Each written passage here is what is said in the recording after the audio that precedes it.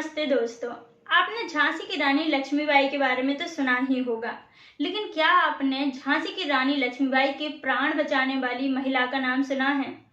एक ऐसी वीरांगना का नाम सुना है जिसने झांसी की रानी के प्राण ही नहीं बचाए बल्कि झांसी को आजादी दिलाने में बहुत बड़ी मुख्य भूमिका निभाई है। जी हाँ, मैं बात कर रही हूँ झलकारी बाई की। झलकारी बाई ने ना सिर्फ झांसी की रानी को बचाया बल्कि अंग्रेजों को भी चकमा दे दिया। अगर उस समय में झलकारी बाई ने झांसी की रानी को ना बचाया होता तो आजादी के लिए लड़ने वाले लोगों की हिम्मत टूट गई होती और शायद फिर आजाद भारत के लिए हमें थोड़ा और इंतजार करना होता।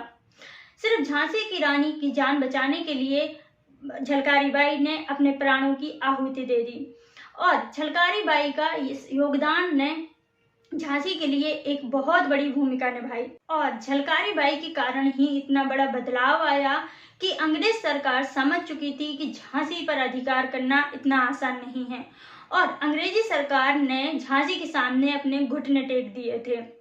वह समझ चुकी थी कि झांसी पर सत्ता करने वाली सिर्फ एक महिला ही नहीं बल्कि झांसी में आम जनता भी यानी जो महिलाएं हैं वो भी बहुत वीर हैं और मरने से नहीं डरती हैं। वह आजादी के लिए कुछ भी कर सकती हैं, किसी भी हद तक जा सकती हैं और उन्हीं का एक उदाहरण थी झलकारी बाई। झलकारी बाई ना सिर्फ एक दलित समाज से नाता रखने वाली और एक कोरी कास्ट से नाता रखने वाली एक साहस भरी महिला थी जिसने अपने साहस के कारण, अपनी वीरता के कारण अपनी झांसी की रानी को बचाया ही नहीं बल्कि अंग्रेजों को चकमा दे दिया और अंग्रेजों ने भी ये मान लिया था कि झांसी की रानी को अगर झलकारी बाई ना बचाती तो उस दिन झलकारी बाई नहीं बल्कि झांसी की रानी मरती।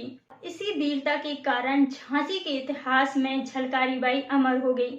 जब जब झांसी की रानी लक्ष्मीबाई का जिक्र किया जाएगा तब तब झलकारी बाई का भी जिक्र होगा और इसीलिए हम आज झलकारी बाई के बारे में इन कुछ टॉपिक पर बात करेंगे। पहला, झलकारी बाई के बचपन के साहस भरे किस्से। दूसरा, झांसी की रानी से मुलाकात कैसे हुई। तीसरा, झांसी की रानी की जान उन्होंने आखिर कैसे बचाई। और चौथा, कि हमारे देश के राष्ट्र कवि मैथिली शरण गुप्त ने झलकारी बाई के बारे में क्या लिखा है।